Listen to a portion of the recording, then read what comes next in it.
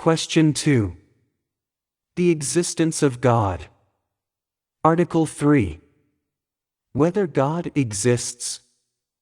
Objection 1.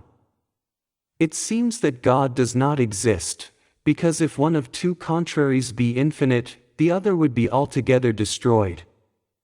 But the word God means that He is infinite goodness. If, therefore, God existed, there would be no evil discoverable, but there is evil in the world.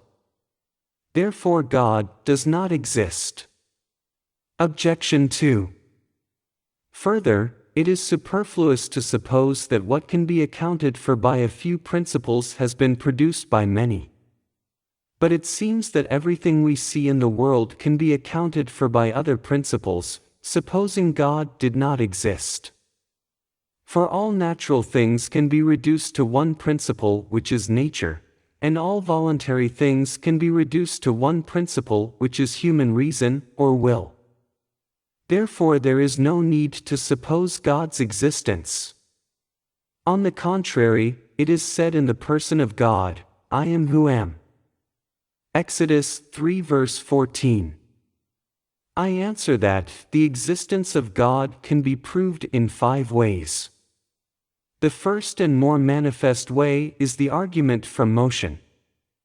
It is certain and evident to our senses that in the world some things are in motion. Now whatever is in motion is put in motion by another, for nothing can be in motion except it is in potentiality to that towards which it is in motion, whereas a thing moves inasmuch as it is in act. For motion is nothing else than the reduction of something from potentiality to actuality. But nothing can be reduced from potentiality to actuality, except by something in a state of actuality. Thus that which is actually hot, as fire, makes wood, which is potentially hot, to be actually hot, and thereby moves and changes it.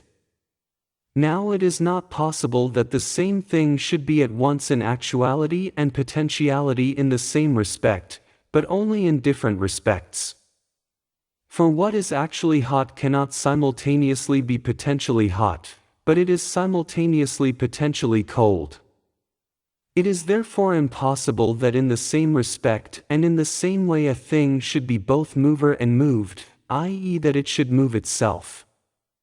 Therefore, whatever is in motion must be put in motion by another. If that by which it is put in motion be itself put in motion, then this also must needs be put in motion by another, and that by another again. But this cannot go on to infinity, because then there would be no first mover, and, consequently, no other mover, seeing that subsequent movers move only inasmuch as they are put in motion by the first mover, as the staff moves only because it is put in motion by the hand. Therefore it is necessary to arrive at a first mover, put in motion by no other, and this everyone understands to be God. The second way is from the nature of the efficient cause. In the world of sense we find there is an order of efficient causes. There is no case known, neither is it, indeed, possible, in which a thing is found to be the efficient cause of itself, for so it would be prior to itself, which is impossible.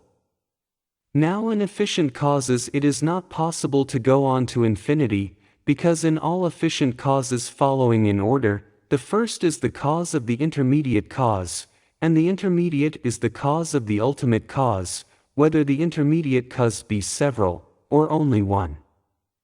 Now to take away the cause is to take away the effect. Therefore, if there be no first cause among efficient causes, there will be no ultimate, nor any intermediate cause. But if in efficient causes it is possible to go on to infinity, there will be no first efficient cause, neither will there be an ultimate effect, nor any intermediate efficient causes, all of which is plainly false. Therefore it is necessary to admit a first efficient cause, to which everyone gives the name of God. The third way is taken from possibility and necessity, and runs thus. We find in nature things that are possible to be and not to be, since they are found to be generated, and to corrupt, and consequently, they are possible to be and not to be. But it is impossible for these always to exist, for that which is possible not to be at some time is not. Therefore, if everything is possible not to be, then at one time there could have been nothing in existence.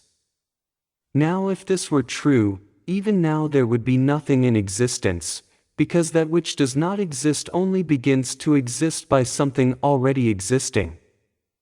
Therefore, if at one time nothing was in existence, it would have been impossible for anything to have begun to exist, and thus even now nothing would be in existence, which is absurd.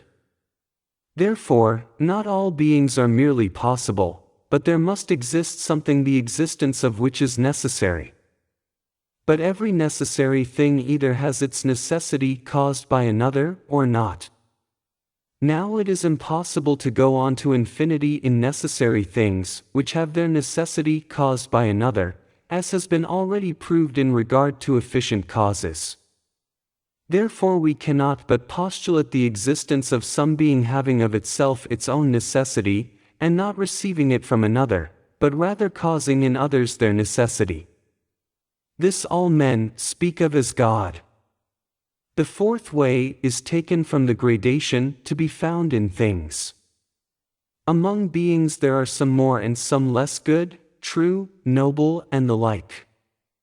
But more and less are predicated of different things, according as they resemble in their different ways something which is the maximum, as a thing is said to be hotter according as it more nearly resembles that which is hottest, so that there is something which is truest, something best, something noblest and, consequently, something which is uttermost being. For those things that are greatest in truth are greatest in being, as it is written in Metaph 2. Now the maximum in any genus is the cause of all in that genus, as fire, which is the maximum heat, is the cause of all hot things. Therefore there must also be something which is to all beings the cause of their being, goodness, and every other perfection, and this we call God. The fifth way is taken from the governance of the world. We see that things which lack intelligence, such as natural bodies, act for an end, and this is evident from their acting always, or nearly always, in the same way, so as to obtain the best result. Hence it is plain that not fortuitously, but designedly, do they achieve their end. Now whatever lacks intelligence cannot move towards an end, unless it be directed by some being endowed with knowledge and intelligence, as the arrow is shot to its mark by the archer. Therefore some intelligent being exists by whom all natural things are directed to their end, and this being we call God. Reply to Objection 1. As Augustine says, since God is the highest good, he would not allow any evil to exist in his works, unless his omnipotence and goodness were such as to bring good even out of evil. This is part of the infinite goodness of God, that he should allow evil to exist, and out of it produce good. Reply to Objection 2. Since nature works for a determinate end under the direction of a higher agent, whatever is done by nature must needs be traced back to God, as to its first cause. So also whatever is done voluntarily must also be traced back to some higher cause other than human reason or will, since these can change or fail. For all things that are changeable and capable of defect must be traced back to an immovable and self-necessary first principle, as was shown in the body of the article.